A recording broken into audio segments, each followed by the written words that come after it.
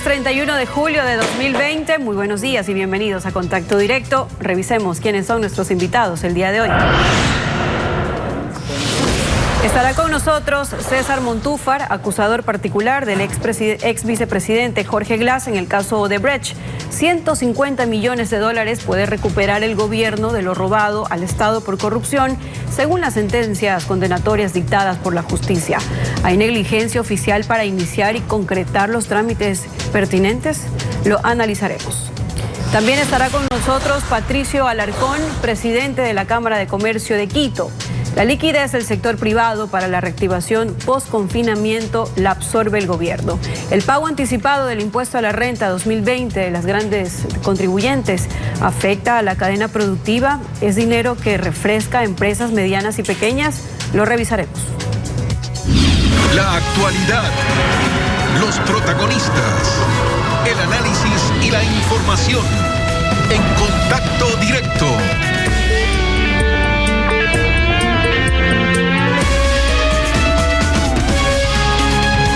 Son las 7 de la mañana, 2 minutos. Lenin, ¿cómo estás? Hola Samantha, ¿qué tal? Buenos días, amigos televidentes, un buen día para todos.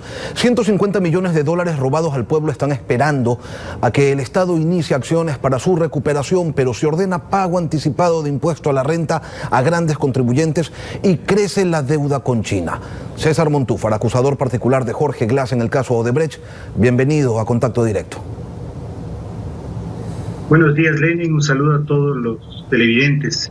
En verdad, el Estado ecuatoriano tiene en este momento una deuda con el país, especialmente la Procuraduría, en vista de que ya hay varias sentencias ejecutoriadas por casos de corrupción y que lastimosamente el Procurador General del Estado ha hecho poco o nada para recuperar esos recursos. Están, por ejemplo, los 33.3 millones del juicio por asociación ilícita en contra de Jorge Glass y otros, los 37 millones más 12 millones más de un comiso que debería pagar Pareja Yanuseli por tráfico de influencias, 5 millones más de ex funcionarios del Ministerio de Deportes por peculado y lavado de activos, lo que debería pagar Alexei Mosquera, exministro de Correa, 2 millones más.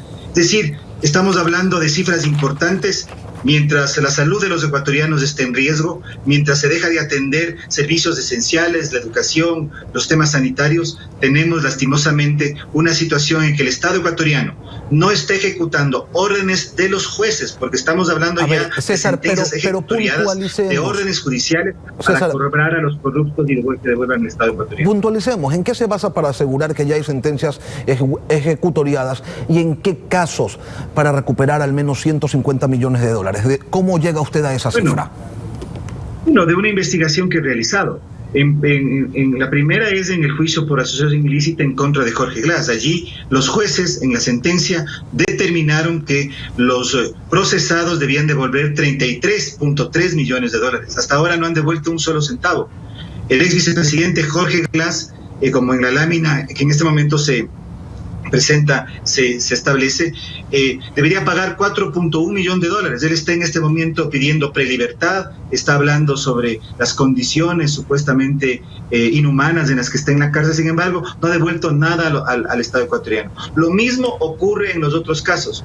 ¿Cuál es la estrategia que utilizan los corruptos, Lenin? La estrategia es, en el caso de que sean sorprendidos y en el caso de que sean procesados, esperan el tiempo de condena, permanecen en prisión 3, 4, 5 o 6 años y después salen a disfrutar el dinero mal habido que robaron al pueblo ecuatoriano sin devolver un solo centavo. César, en la mayoría de los casos ya sentenciados se aplicó el procedimiento abreviado del que gozan testigos protegidos por la Fiscalía. Le pregunto, ¿las sentencias en esos casos terminan protegiendo lo robado? Y si es así, ¿de qué forma?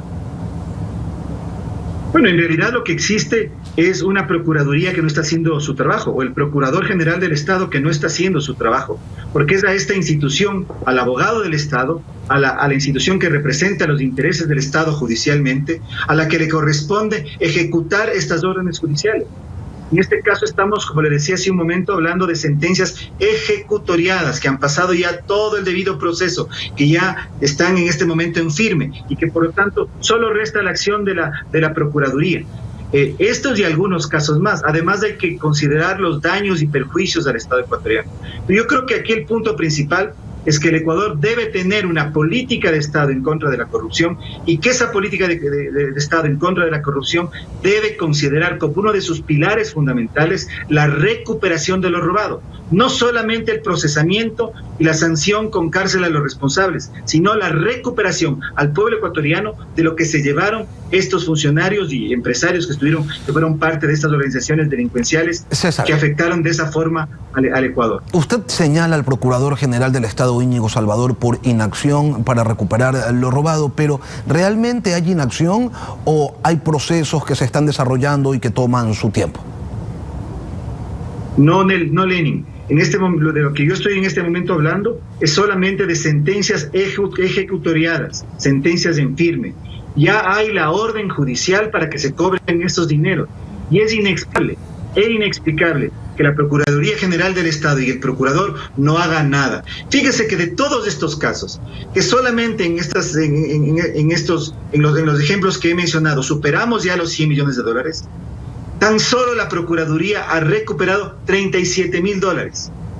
Si es que sumamos los gastos, los daños, los costos por daños y perjuicios, los valores por daños y perjuicios, podemos llegar a una cifra cercana a los 150 millones de dólares. César, pero para que quede claro, 150 millones de dólares, para que quede solo se ha recuperado $37.000. César, para que quede claro, esta recuperación requiere del inicio de nuevos procesos civiles aparte de los penales para recuperar lo que se robaron, o basta con una aplicación simple de las sentencias ejecutoriadas. Las sentencias están allí, son sentencias ejecutoriadas, sentencias en firme. Hay la orden judicial. Lo que tiene que hacer el procurador es todos los trámites y procesos para ya ejecutar lo que dicen esas sentencias. Eso es lo que le corresponde al procurador. Eso es lo que no ha hecho. Por eso es que llama la atención en un momento de crisis, como usted dijo al inicio de esta entrevista, en que el Estado está extrayendo más recursos de los ecuatorianos, en donde tenemos una deuda tremenda con China, un momento en el que la crisis sanitaria, la vida de los ecuatorianos ha sido pospuesta porque no hay recursos para repotenciar como se debería el sistema sanitario, que existen estos recursos y que no se recuperen. Yo quisiera agregar a esto, Lenin, algo en lo que también el procurador ha mostrado una enorme omisión, que es en el caso de Brecht. En el caso de Brecht, por ejemplo, en donde no se ha iniciado ningún proceso judicial, ahí no estoy hablando ni siquiera de juicios, peor de sentencias ejecutoriadas, estaríamos hablando de sobreprecios que sobrepasarían los $1.000 millones. Entonces, ¿qué es lo que vemos aquí, Lenin? Que mientras se rasgan las vestiduras en la llamada lucha anticorrupción, las autoridades no están haciendo lo que tienen que hacer para llevar adelante los procesos judiciales y recuperar el dinero de lo robado al pueblo ecuatoriano. Y cuando ya hay sentencias ejecutoriadas, no hacen absolutamente nada. Y en el tema de Brecht, recordemos que se estuvo buscando un acuerdo económico que no se logró, y qué está pasando después de aquello es lo que no se conoce. Ahora, César, en el tema que nos atañe, dentro de estos procesos donde hubo cooperación eficaz por parte de los involucrados, solo se ha dado prioridad a conocer la red criminal y no a determinar cuál fue la ruta del dinero, porque tampoco es que esa plata la tienen dentro del sistema financiero, y si no se siguió la ruta del dinero,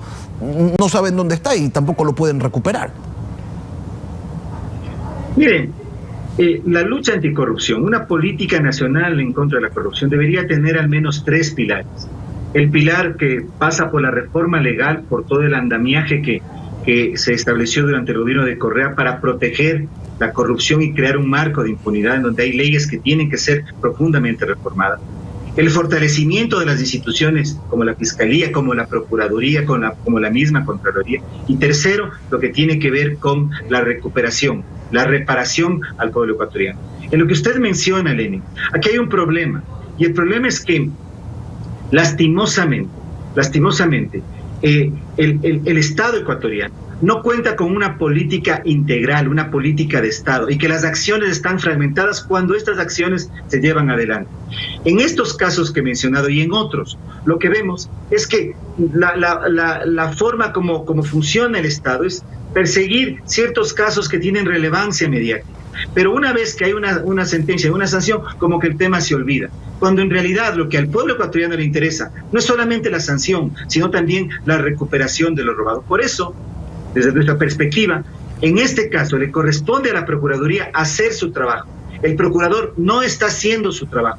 Le mencionaba este caso. El caso de Odebrecht es incluso más grave, porque ni siquiera en este caso han comenzado las acciones judiciales. No ha habido investigaciones en las tramas de corrupción, de delincuencia organizada, de sobornos, de cohecho. Fíjese que en el caso de Arroz Verde, que está en su última fase, Odebrecht fue excluida del proceso. Aquí estamos hablando de una empresa que creó una trama de corrupción, que generó una maquinaria para generar a través de contratos complementarios sobre precios, que, como le decía hace un momento, superarían los $1.000 millones. César, una última cosa. Una última cosa. Usted presentó una denuncia que observa los proyectos ejecutados por las empresas municipales de agua potable y de obras públicas de Quito con las empresas Inmosolución y GEINCO. Indicaban en la denuncia que se había generado una triangulación para evadir el sistema de contratación pública y la licitación correspondiente. Ayer, al alcalde Jorge Yunda, la Fiscalía lo citó a declarar, y yo quiero preguntarle a usted como acusador, ¿cuál es el grado de responsabilidad que considera tiene Jorge Yunda en este caso? Brevemente, por favor, César. Bueno, el alcalde Jorge Yunda tiene toda la responsabilidad. Estamos hablando de un proceso de triangulación a través del cual una empresa llegada al alcalde es la beneficiaria a través de subcontratos de un acuerdo que se hizo entre dos empresas públicas, de empresas de agua potable y obras públicas de parte del municipio, y la empresa Inmosolución es una empresa del ISPA. Aquí hay una triangulación de contratos, escogiéndose un régimen especial de contratación entre dos empresas públicas con una gravísima afectación al municipio de Quito. Lo que llama la atención, además, Lenin, es que este mismo esquema se utiliza o se habría utilizado para el tema de las pruebas COVID, cuando vemos también un comportamiento similar, una acción similar, en donde podemos ver, por un lado, delincuencia organizada y por un otro lado también peculado. Eso es lo que estamos pidiendo a la Fiscalía que investigue. En el caso que usted menciona, nos llama muchísimo la atención que el proceso de investigación haya ido a parar a la Fiscalía de Chimborazo. Y eso se dio por una maniobra que realizó una de las empresas denunciadas, que finalmente logró que el fiscal de Pichincha se excusara. Lo que nosotros pedimos a la fiscal general es que se haga ella personalmente cargo de este caso y del caso de las pruebas COVID, en perspectiva de que pueda haber justicia y también reparación para los quiteños. César Montúfar, gracias por acompañarnos esta mañana aquí en Contacto Directo. Muchísimas gracias, Lenin.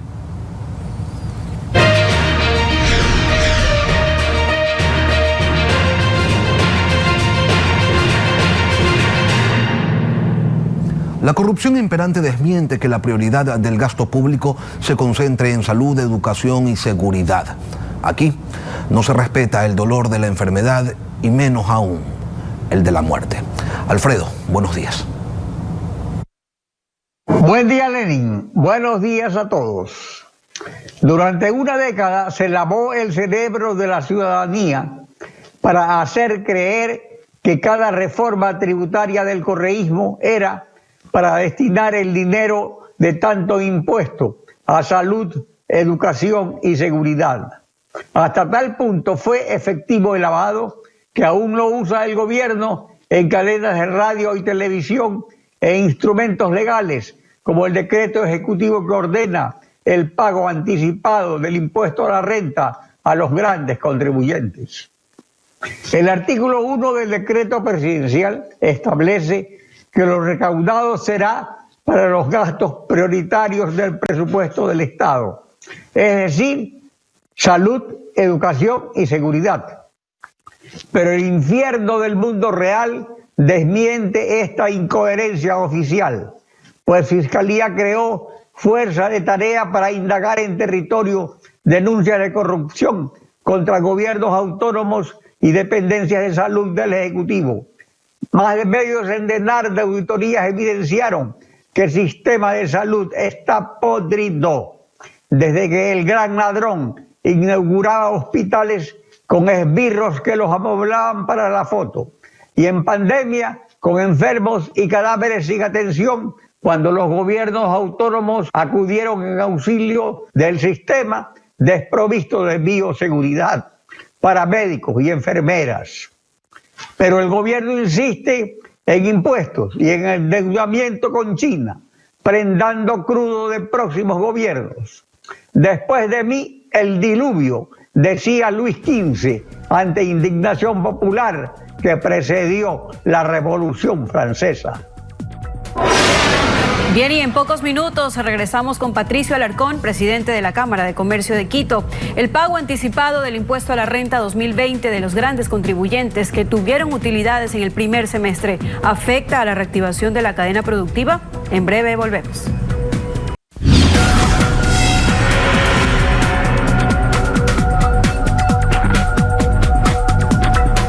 Años le tomó al sector empresarial lograr la eliminación del cobro anticipado del impuesto a la renta, cálculo que se hacía en función de antiguas rentas, como si el hecho de haber obtenido una ganancia en el pasado significara remotamente siquiera que aquello pudiera repetirse más adelante. Pero contra cualquier pronóstico, la crisis económica que galopa sobre la pandemia por todo el mundo termina al gobierno haciéndolo o empujándolo a hacer lo que mejor sabe, recular.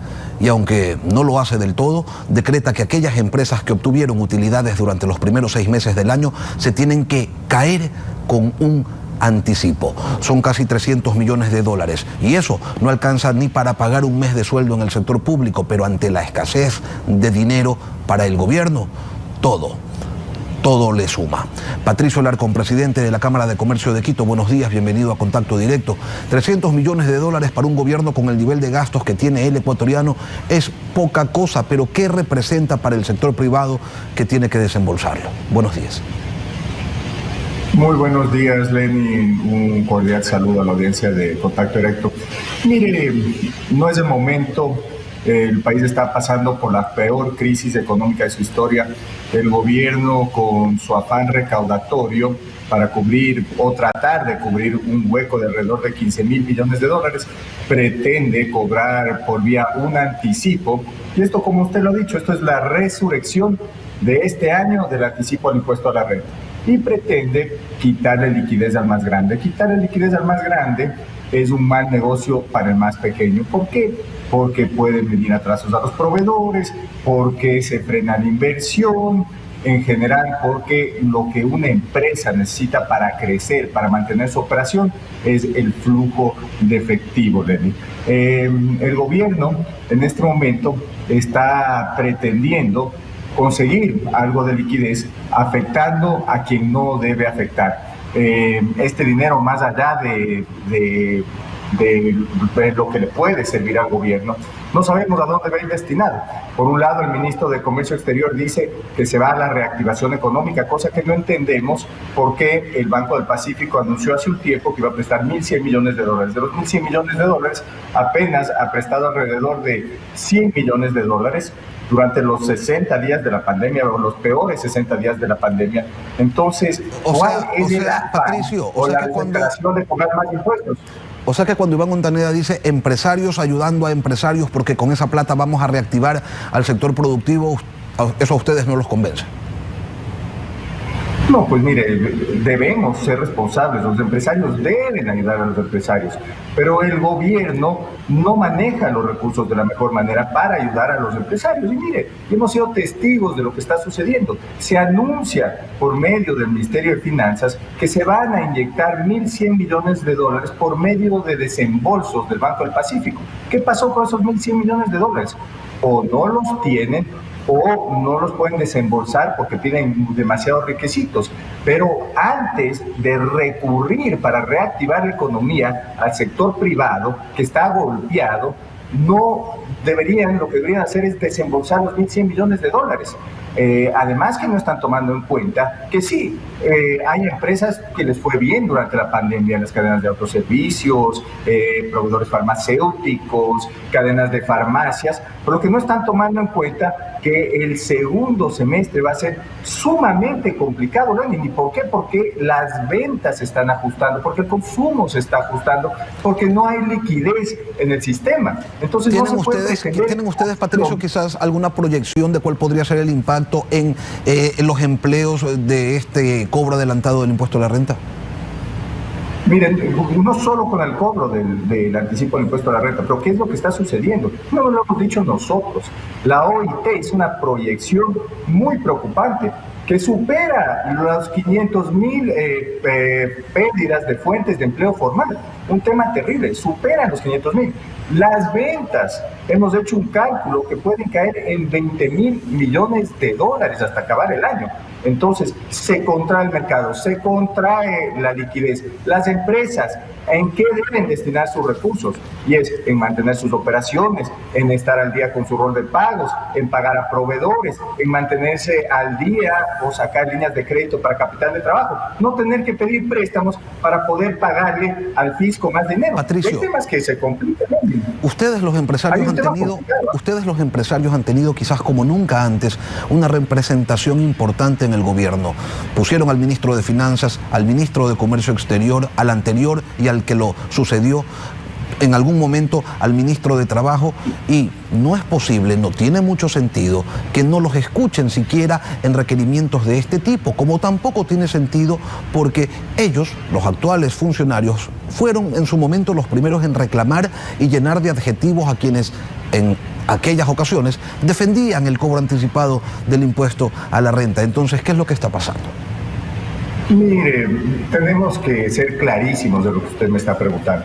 Nosotros jamás pusimos al ministro de Finanzas, quien tuvo una muy buena relación con el ministro de Finanzas y trabajó para que llegue a ese puesto, fue el secretario de la presidencia. El secretario de la presidencia fue asesor político por mucho tiempo de la Cámara de Industrias de Pichincha, que a su vez asesoraba también al exministro de Finanzas. Entonces, por esa amistad llega el señor Martínez al Ministerio de Finanzas. Quien lo lleva al señor Altanera al Ministerio de Comercio Exterior es el señor Martínez. Entonces, nosotros hemos tenido muy poca injerencia en que el ministro llegue a donde llegó. Y además de eso, mire, el ministro, el gobierno, no puedo hablar del ministro, el gobierno, y respeto sus puntos de vista, no creo que están en lo correcto, pero no comprende cuáles son las necesidades del sector productivo. Lo que nosotros necesitamos ahorita es diferir impuestos, diferir los pagos al IES, que el grande compre más al pequeño, que el grande contrate más a más personas. No necesitamos que se le quiten 280 o 230 millones de dólares, como dice el presidente, para enviar eso al gasto público, al barril sin fondo del gasto del Estado, y es un hueco que representa 15.000 millones de dólares. Con esos 280 millones que nos quitan de liquidez, no van a lograr absolutamente nada. Mire, lo que están haciendo es lo mismo que hicieron con el IES. Están secándole al aparato productivo, Lenin. Eso no es lo correcto en esta época. Patricio, en esta época lo que hay que hacer ¿y qué sugieren? El aparato productivo. Eso es lo que quería preguntarle. ¿Qué sugieren ustedes? Dígame 3 aspectos esenciales que debería el gobierno seguir para tratar de conseguir de alguna manera dinero, porque los inconvenientes que genera la liquidez están a la vista y son bastante serios. Mire, crearon un hueco enorme, no lo pueden manejar, deben 3.000 millones de dólares a proveedores, 15.000 millones de dólares a IES, están atrasados con los salarios. No hicieron los ajustes que tuvieron que hacer, pero es el momento de hacerlo. No pueden mantener 628.000 empleados públicos, tienen que hacer el nuevo organigrama del Estado, definir qué genera valor o qué instituciones pueden generar valor a la sociedad. Esas son las que tienen que mantener. El Estado tiene que regular, el Estado tiene que recaudar, pero el Estado no puede tener negocios y no se puede llenar de instituciones. Y eso es lo primero, reestructurar el gasto estatal. Existe un nuevo acuerdo ministerial, lo ha hecho muy bien el nuevo ministro de Trabajo. Eso va a ayudar en algo. Pero en este momento tenemos que trabajar en competitividad. ¿Cómo bajamos los costos de producción del sector productivo? ¿Cómo se logra ampliar la base para cobrar impuestos? Pero no es por medio de subir impuestos, sino que hay que hacer una simplificación, que el más pequeño llegue a pagar más, que las personas naturales, personas jurídicas, hay que trabajar en que llegue la inversión, entregar los sectores estratégicos a la administración privada. Hay que, de una manera urgente, hacer una reforma al IES para que los fondos de pensiones se puedan invertir en el mercado. Y mire, hay un tema complicado. El SRI arbitrariamente acaba en la ley, en el reglamento de la Ley de Simplicidad Tributaria, adelantar las declaraciones para los contribuyentes especiales, quitándole más liquidez al sector privado. Entonces están tratando de raspar la olla por medio de quitarle dinero al sector productivo, y eso es muy grave, eso va a ahondar la crisis, Lenin. Y esperemos pues a que haya algún tipo de recapitulación, de reflexión, de corrección en un gobierno que nos ha acostumbrado a recular. Patricio Alarcón, presidente de la Cámara de Comercio de Quito, gracias por acompañarnos en Contacto Directo. Una pausa y regresamos. Concluimos Contacto Directo. Gracias por acompañarnos, Lenin. Un buen fin de semana para todos. Viene de inmediato Televistazo en la comunidad.